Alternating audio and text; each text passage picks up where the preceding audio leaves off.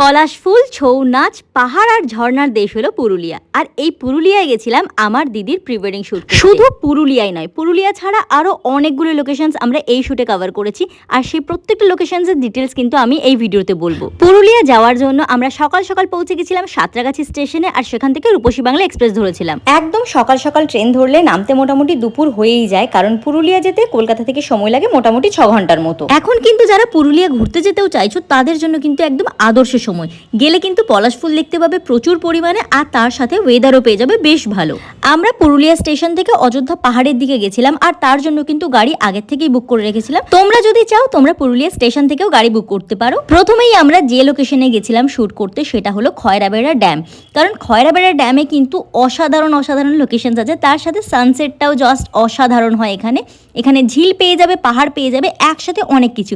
আর এটা হলো ওই শুটের রেজাল্ট। তোমরা দেখে জানাও তোমাদের এই শুটটা কেমন লাগলো, আর তার সাথে কিন্তু কোনটা সবচেয়ে পছন্দ হলো সেটাও কিন্তু কমেন্ট বক্সে লিখে জানাতে ভুলবে না। এবার বলি, যারা আমার পেজের পুরনো ফলোয়ার তারা তো জানোই, কিন্তু যারা আমার পেজে নতুন তাদের জন্য বলে দিই, আওয়ার মোমেন্টস কলকাতা নামে আমার একটি wedding photography and videography company আছে।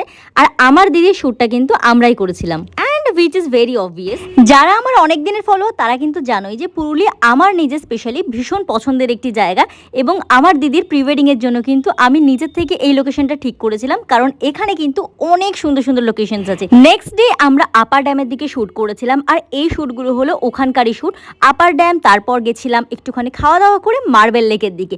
মার্বেল লেকও কিন্তু অসাধারণ জায়গা। আর এদের প্রি ওয়েডিং এর ভিডিওটা আপলোড করা আছে আমার আওয়ার মোমেন্টস কলকাতা ইউটিউব চ্যানেলে। তোমরা চাইলে আমার চ্যানেলটাকে একটু সাবস্ক্রাইব করে দিও, কারণ একদম নতুন চ্যানেলটা, আর ওই চ্যানেলটাই কিন্তু তোমাদের সাপোর্ট অনেক অনেক বেশি করে দরকার। চ্যানেলের লিঙ্ক আমি দিয়ে দিচ্ছি কমেন্ট বক্সে।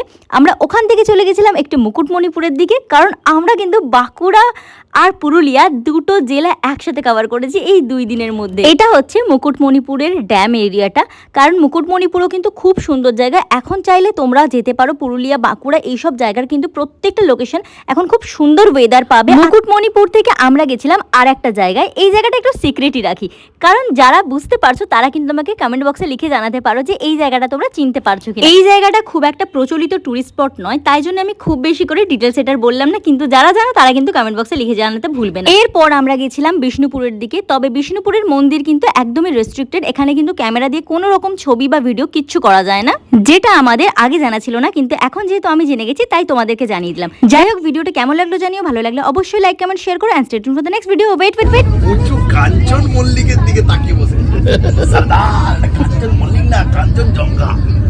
ওই হলো ডগায় বরফ।